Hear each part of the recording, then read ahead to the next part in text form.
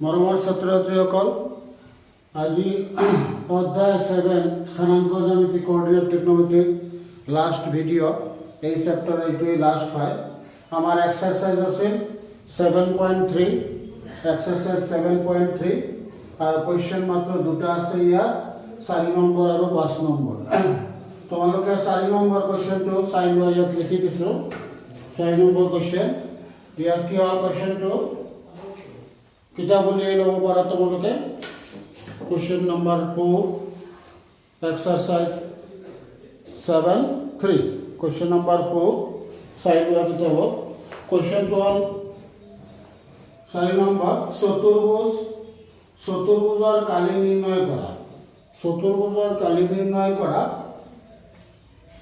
চতুৰ্ভুজৰ কালি নিৰ্ণয় কৰা যাৰ শীৰ্ষ বিন্দুবোৰ ক্ৰম অনুসৰি -4 -2 -3 -5 3 -2 আৰু 2 3 এই চাৰিটা বিন্দু এটা চতুৰ্ভুজ এ বি সি ডি। এটা চতুৰ্ভুজ আমি ধৰি ল'ম। চতুৰ্ভুজৰ শীৰ্ষ বিন্দুবোৰ দিয়া আছে। এই শীৰ্ষ বিন্দুবোৰ এই চাৰিটা বিন্দু ইয়াত হয় -4 -2 -3 -5 3 -2 আৰু 2 3 এই চাৰিটা বিন্দু। তেনেহ'লে এই চতুৰ্ভুজটোৰ কালি উলিয়াব লাগে। চতুৰ্ভুজৰ কালিৰ কোনো ফৰ্মুলা নাই ডাইৰেক্ট। ইয়াত স্থানাঙ্ক জ্যামিতিৰ কালিৰ ফৰ্মুলা আছে ত্ৰিভুজৰ। গতিকে চতুৰ্ভুজ যদি আমি এটা ধৰি লওঁ এনেকৈ এ বি সি ডি, তেনেহ'লে ইয়াত এ চি কৰ্ণত আনিলে দুইফালে দুটা ত্ৰিভুজ হ'ব। সেই ত্ৰিভুজ দুটাৰ কালি উলিয়াই যোগ কৰি দিলে গোটেই এ বি সি চতুৰ্ভুজৰ কালি হ'ব। এতিয়া চোৱা সলিউশন, ভালকৈ মনোযোগেৰে তোমালোকে চাবা, সকলোৱে বুজিব পাৰিবা। সলিউশন, ধৰো চতুৰ্ভুজৰ শীৰ্ষ বিন্দুবোৰ, ধৰো কিয় লিখা হ'ল যে ইয়াত নামকৰণ কৰা হৈছে, সেইকাৰণে ধৰো লিখা হয়।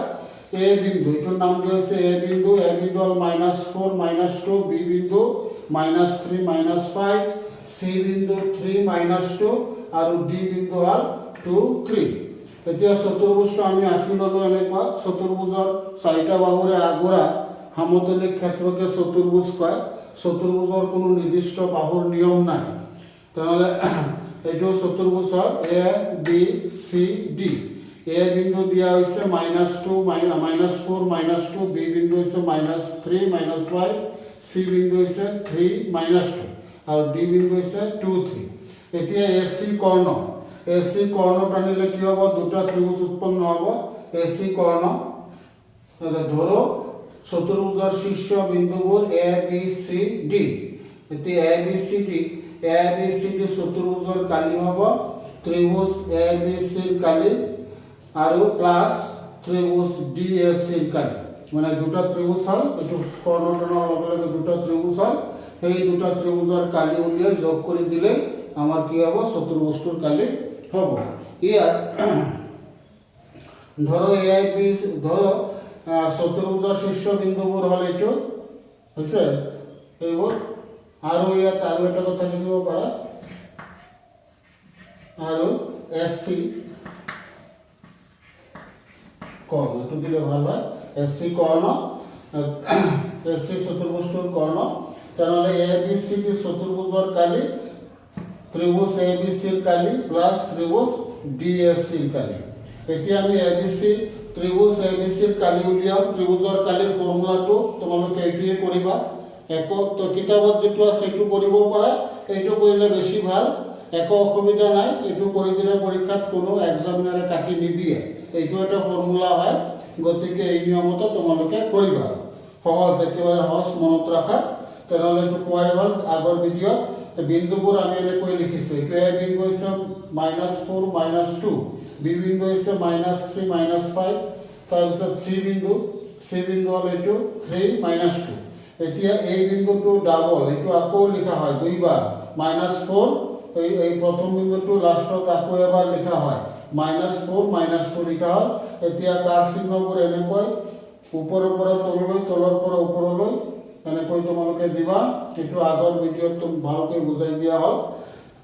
তেনেহ'লে এইটো ত্ৰিভুজৰ কালিৰ চিহ্ন কি হ'ব, হাফ এটা দিবা, ইকুৱেল হাফ সেকেন্ড ব্ৰেকেট তাৰপিছত ফাৰ্ষ্ট ব্ৰেকেট ওপৰৰ পৰা তললৈ পূৰণ -4 -5 পূৰণ কৰিলে +20 তলৰ পৰা ওপৰলৈ পূৰণ কৰিবলৈ যাওঁতে মাইনাছ ধৰিব লাগে তলৰ পৰা ওপৰৰ পূৰণ হৈছে মাইনাছ আৰু ওপৰৰ পৰা তলৰ পূৰণ হৈছে প্লাছ তেনেহ'লে এইটো মাইনাছ হ'ব তেনেহ'লে -2 -3 পূৰণ কৰিলে +6 একটা মাইনাছ আছে গতিকে এইটো -6 তাৰপিছত প্লাছ ফাৰ্ষ্ট ব্ৰেকেট ওপৰৰ পৰা তললৈ এই কোঠালিত আহা ওপৰৰ পৰা তললৈ পূৰণ কৰিলে মাইনাছ পূৰণ কৰিলে প্লাছ হ'ব এইটো 3 × 6 হ'ব আৰু এইটো পূৰণ কৰিবলৈ যোৱাৰ আগত এটা মাইনাছ তেওঁ মাইনাছ আৰু -5 3 তাৰমানে দুটা মাইনাছ হ'ল +15 প্লাছ তাৰপিছত ফাৰ্ষ্ট ব্ৰেকেট এইটো ওপৰৰ পৰা তললৈ এইটো প্লাছৰ পূৰণ গতিকে কি হ'ব এইটো -6 এইটো পূৰণ কৰিবলৈ যাওঁতে মাইনাছৰ পূৰণ এইটো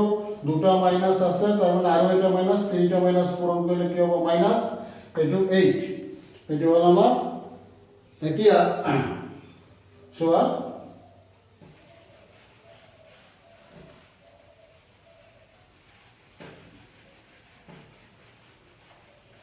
মুছি দিওঁ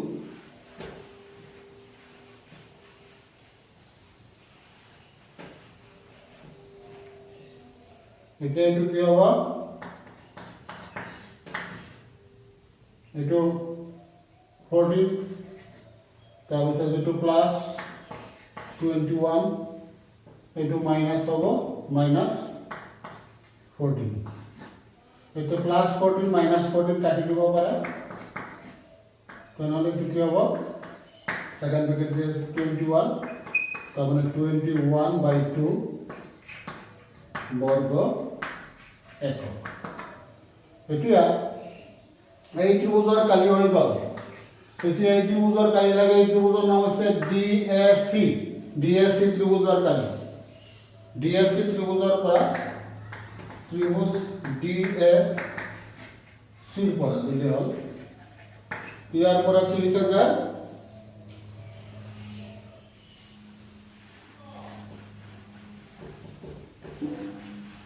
ইয়াৰ পৰা চোৱা ইয়াৰ বিন্দুবোৰ লিখি ল'ব পাৰা নাইবা ইয়াত আছে বিন্দুবোৰ তাৰমানে ডি বিন্দু ইয়াত আছে আমাৰ ডি বিন্দু ডি হ'ল কি 2 3 তাৰপিছত এ বিন্দু -4 -2 তাৰপিছত চি বিন্দু 3 -2 এইটো ডাবল 2 3 এইটো সৰু সৰু কাঠ চিহ্ন দিবা ডাঙৰ দিব নালাগে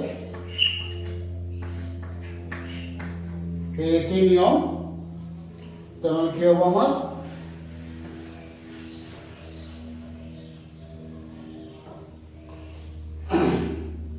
এইটো ত্ৰিভুজ DSC দিব পাৰা ত্ৰিভুজ DSC ৰ কালি হাফ সেকেন্ড ব্ৰেকেট তাৰপিছত ফাৰ্ষ্ট ব্ৰেকেট এইটো প্লাছৰ পূৰণ -4 এইটো মাইনাছৰ পূৰণ প্লাছ হ'ব টু মাইনাছ এটা হ'লে প্লাছ হ'ব 12 তাৰপিছত প্লাছ ফাৰ্ষ্ট ব্ৰেকেট এইটো পূৰণ এইটো কিমান হ'ব এইটো প্লাছৰ পূৰণ মাইনাছ পূৰণ কৰিলে প্লাছ 8 তাৰপিছত এইটো মাইনাছৰ পূৰণ মাইনাছ এটা দিলে প্লাছ হ'ব 6 তাৰপিছত এইটো 9 এইটো মাইনাছৰ পূৰণ মাইনাছ এটা আছে গতিকে প্লাছ 4 এইটো সেকেন্ড ব্ৰেকেট এইটো কিমান হ'ব 8 এইটো 14 এইটো 13 এইটো কিমান হ'ব 12 5 এইটো 3 32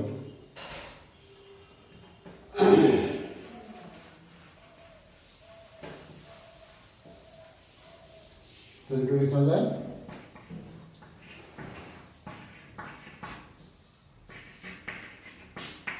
বর্গ একক এইটো ত্ৰিভুজৰ কালি এতিয়া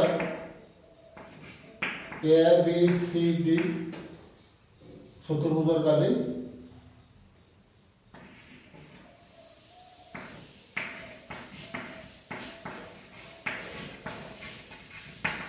চতুৰ্ভুজৰ কালি হ'ব এইটো প্লাস লিখি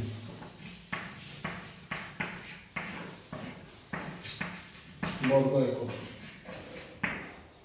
এইটো হ'ব 2 6 5 এইটো কিমান হ'ব 2 8 এইটো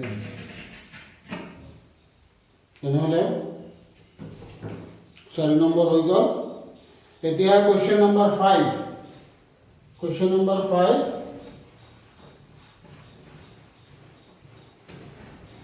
মুছি দিছোঁ। তেনেহ'লে ABCD চতুৰ্ভুজৰ কালি হ'ল 28 বৰ্গ একক।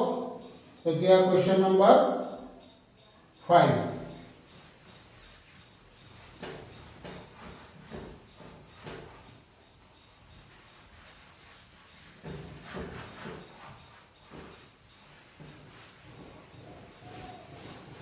Question number 5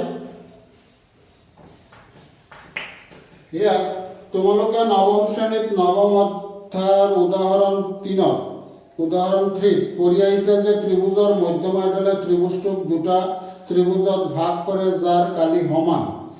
ত্ৰিভুজ ABCৰ ক্ষেত্ৰত ইয়াৰ সত্যাপন কৰা যদি ইয়াৰ শীৰ্ষ বিন্দু কেইটা A বিন্দু হৈছে 4 - 6 B বিন্দু 3 - 2 আৰু C বিন্দু হৈছে 5 2 এইটো কুৱেশ্যন নম্বৰ 5 হয়। কুৱেশ্যন নম্বৰ 5 তোমালোকে চাই লোৱা। কুৱেশ্যন নম্বৰ 5 ইয়াৰ কি দিছে ABC এটা ত্ৰিভুজ ইয়াৰ এটা মধ্যমা উলিয়াব লাগে আৰু মধ্যমা ত্ৰিভুজটোক দুটা সমানকালীৰ দুটা ত্ৰিভুজত ভাগ কৰে।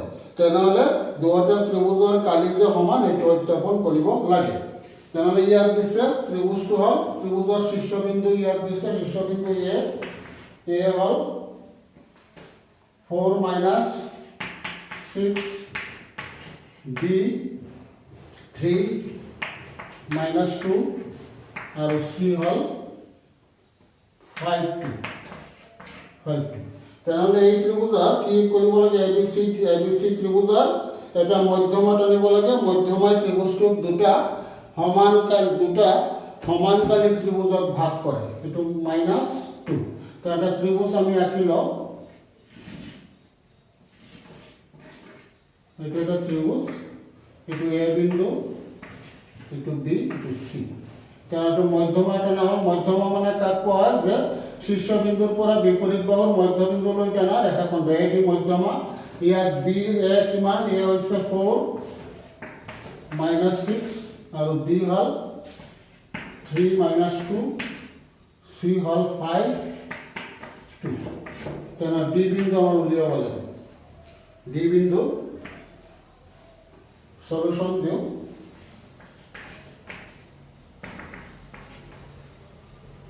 ইয়াত A 4 - 6 B বিন্দু হৈছে 3 - 2 আৰু C বিন্দু হ'ল 5 2 তেনেহ'লে ত্ৰিভুজৰ ABC ত্ৰিভুজৰ AD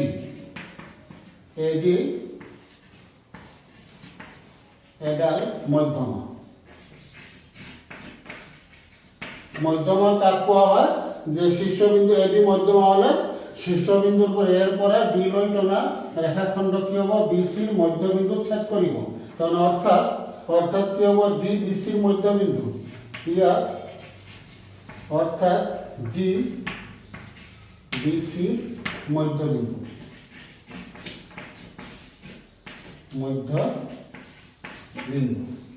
তেনেহ'লে আমি D বিন্দুৰ স্থানাংক উলিয়াব পাৰিম। মধ্যবিন্দুৰ ফৰ্মুলা আমি জানো মধ্যবিন্দুৰ ফৰ্মুলাটো কি আছে মিডল পইণ্টৰ formula x1 + x2/2 y1 + y2/2 তেনেহ'লে আমি D বিন্দুৰ স্থানাংক উলিয়াই লওঁ। অৰ্থাৎ D মধ্যবিন্দু হয় D বিন্দুৰ স্থানাংক এইটো ফৰ্মুলা তোমালোকে জানা x1 এইটো x1 মানে 3 প্লাস x2 5 আৰু এইদৰে বাই 2 y1 মানে -2 আৰু y2 মানে 2 বাই 2 into 8 এইটো 0 2 তেনেহ'লে এইটো হ'ব 4 0 কাৰণ ডি বিন্দুৰ স্থানাংক হৈছে 4 0 এইটো 4 0 হয় তোমালোকৰ এই ছবিটো লাগিব ছবিটো কিন্তু লাগিব দেই ছবিটো লাগিব আগৰটোৰ ছবি লাগিব এইবোৰৰ ছবি বা ত্ৰিভুজৰ চিহ্নটো লাগিব তেনেহ'লে ডি বিন্দুৰ স্থানাংক হ'ল 4 0 তেনেহ'লে আমি কি কৰিম ইয়াত দুটা ত্ৰিভুজ উৎপন্ন হ'ল এইফালে এটা আৰু এইফালে এটা আমাৰ প্ৰমাণ কৰিব লাগে যে ত্ৰিভুজ দুটাৰ কালি সমান এইটো সত্যাপন প্ৰমাণ কৰিব লাগে যে এ বি ডি ত্ৰিভুজৰ কালি সমান এ চি ডি ত্ৰিভুজৰ কালি এইটো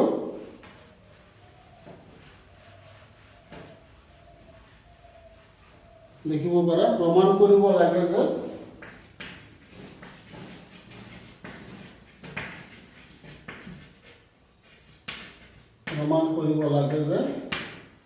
ত্রিভুজ এ বি ডি কালি সমান ত্রিভুজ এ সি ডি কালি এতিয়া ত্রিভুজ এ বি ডি ত্রিভুজ এ বি ডি কালি কি হব ত্ৰিভুজৰ কালি উলিয়াৰ ফৰ্মুলা ইয়াত এ বি ডি এ মানে যে আছে 4 - 6 বি হল 3 - 2 আর ডি হল 4 0 এইটো ডাবল 4 - 6 এতিয়া একে কার চিহ্ন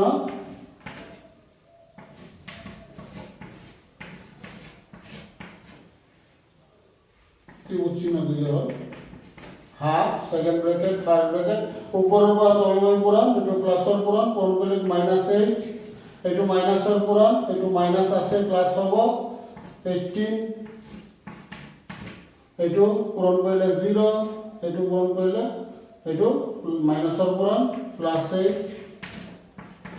এটো পূৰণ কৰলে 24 মাইনাস হ'ব এটো মাইনাসৰ পূরণ তাহলে -0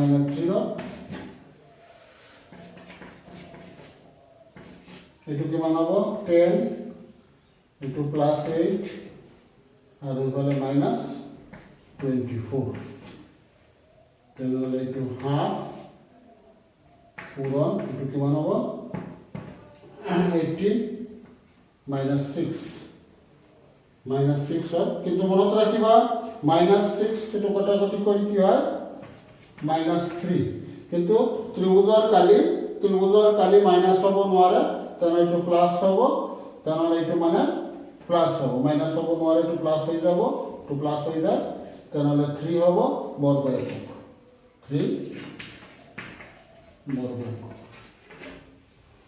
ত্ৰিভুজৰ কালি ঋণাত্মক হ'ব নোৱাৰে মনত ৰাখিবা ত্ৰিভুজৰ কালিৰ মাপ মাইনাস হ'ব নোৱাৰে তাহলে 3 বৰ্গ একক এতিয়া হেইমালৰ ত্ৰিভুজটো আমি কৰি চাও এইটো কিমান হয় এটো হৈছে ACD ক্লিয়ার এটো 3 বর্গ একক হল এটো ACD তাকো ত্রিভুজ ACD কালি ACD মানে A মানে 4 - 6 তাৰপিছত C হল কিমান 5 2 তাৰপিছত ডি হল 4 0 এটো আকৌ 4 - 6 সৰু কৈ কাৰ চিহ্ন দিয়া বেশি ডাঙৰ দিব নালাগে এইবাৰ এসিডিৰ কালি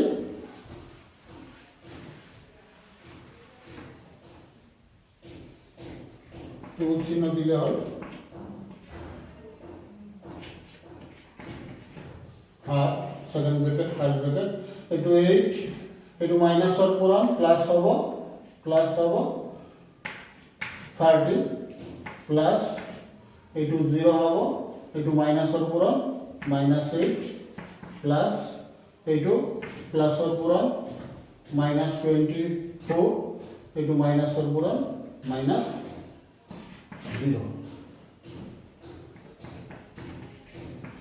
তেনেহ'লে এইটো কিমান 38 তাৰপিছত এইটো -8 এইটো -24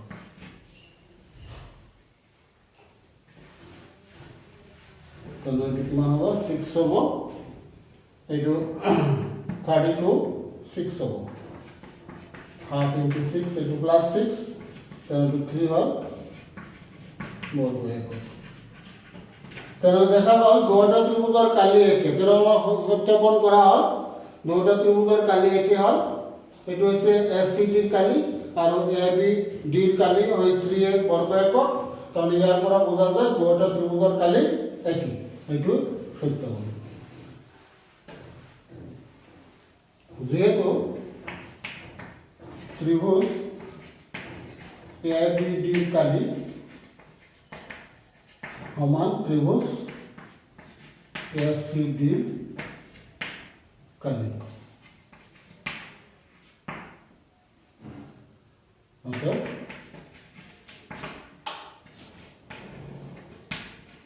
সত্যাপন হবে তাহলে আমার একটু এই চ্যাপ্টারটো তার মানে ইয়ার এক্সারসাইজ 7.3 সমাপ্ত হল তাহলে তোমার ইয়াত তিনিটা মান ফর্মুলা আছে তোমালোকে ভালকৈ মনত ৰাখিবা ফৰ্মুলাবোৰ তাহলে ফৰ্মুলা মনত থাকিলে তোমালোকে গোটেইবোৰ অঙ্ক পাৰিবা যিকোনো ধৰণৰ গণিত হওক পৰীক্ষাত পাৰিবা তাহলে ইয়াত কি হল ফৰ্মুলা আমি প্ৰথমে পাইছিলো দুটা বিন্দুৰ মাজৰ দূৰত্ব কি আছে দুটা বিন্দুৰ মাজৰ দূৰত্ব তাৰ ফৰ্মুলাটো আছে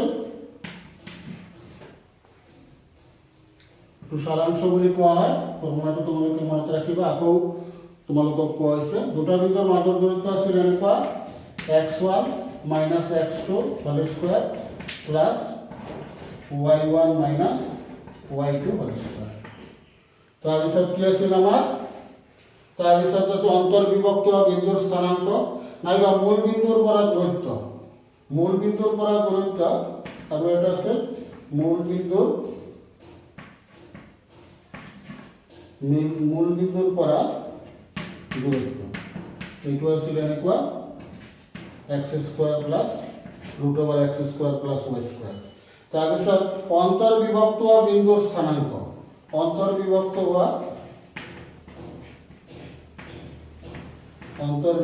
হোৱা বিন্দুৰ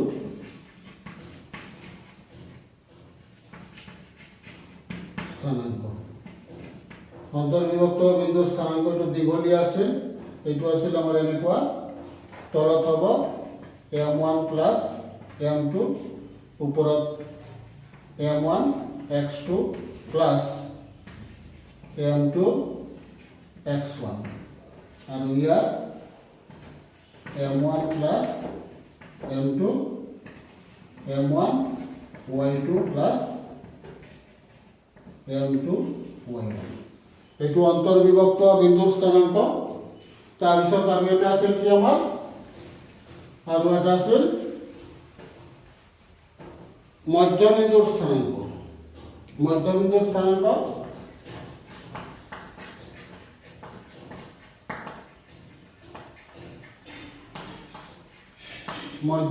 স্থানাঙ্ক এইটো আছিল x1 + x2/2 তাৰপিছত y1 + y2/2 তাৰপিছত ত্ৰিভুজৰ কালি ফৰ্মুলাটো তোমালোকে কোৱা হ'ল ত্ৰিভুজৰ কালিটো তোমালোকে বনাই ল'বা ত্ৰিভুজৰ কালি ফৰ্মুলাটো দেখাই দিয়া হ'ল এইটো ভালকৈ পঢ়িবা এইখিনি তোমালোকৰ জানা থাকিলে স্থানাঙ্ক জ্যামিতিৰ একো অসুবিধা নাই তোমালোকে 100% ইয়াত পাবাই যিকি হওক তোমালোকে ভালকৈ ভিডিঅ'বোৰ চাবা শ্বেয়াৰ কৰিবা আৰু মোৰ চেনেলটো সাবস্ক্ৰাইব কৰিবা ধন্যবাদ।